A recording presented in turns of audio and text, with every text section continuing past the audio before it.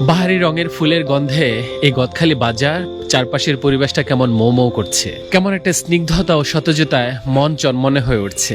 এত সুন্দর চমৎকার প্রাণবন্ত এই দৃশ্যটি দেখার জন্য আমাকে ঘুম থেকে উঠতে হয়েছে ভোর 4:30টায়। সাধারণত ভোর 5টা থেকে 7টা এই সময়টায় ফুলের সমারোহ থাকে অনেক বেশি। আমি ঘুরে ঘুরে দেখছিলাম ফুল বেচা কেনার ধরন, কে কিভাবে বিক্রি করছে, কত করে দাম চাইছে, যেটা ঢাকার তুলনায় তুলনামূলক অনেক কম। তবে গদখালি বাজারে এখন যে ফুলগুলো দেখে অনেক মনে হয় সেটা আসলে পর্যাপ্ত না, অ্যাভেলেবেল না, কারণ আর কয়েকদিন পরে শীত পড়লে তখন আরো প্রচুর পরিমাণে ফুল বেচা কেনা হবে, ফুলের মোকাম আরো জমজমাট হবে, আরো ক্রেতা বিক্রেতার উপস্থিতি বাড়বে। আমি আমার জেলায় দেখতাম খুব ভোরে গরুর দুধ নিয়ে মানুষ হাটে যায়, আর যশোরে গদখালিতে এসে দেখি মানুষ ভোরবেলায় ফুল নিয়ে হাটে যায়, অর্থাৎ বাইসাইকেলের পিছনের ক্যারিয়ারে করে কেউ গোলাপ, কেউ রজনীগন্ধা, কেউ জারবেরা, বিভিন্ন প্রজাতির ফুল নিয়ে এই বাজারে এসে হাজির হন। ঢাকার সব থেকে বড় ফুলের মার্কেট বা ফুলের বাজার বলতে আমরা শাহবাগকে চিনি, এবং শাহবাগের অধিকাংশ ফুল কিন্তু এই গদখালি থেকেই যায়। অনেকক্ষণ ঘুরে ঘুরে ফুলের বাজারটাকে দেখলাম, মন ভরে উপভোগ করলাম। অনেকক্ষণ ঘুরে ঘুরে দেখলাম ফুল চাষিদের বেচা কেনা।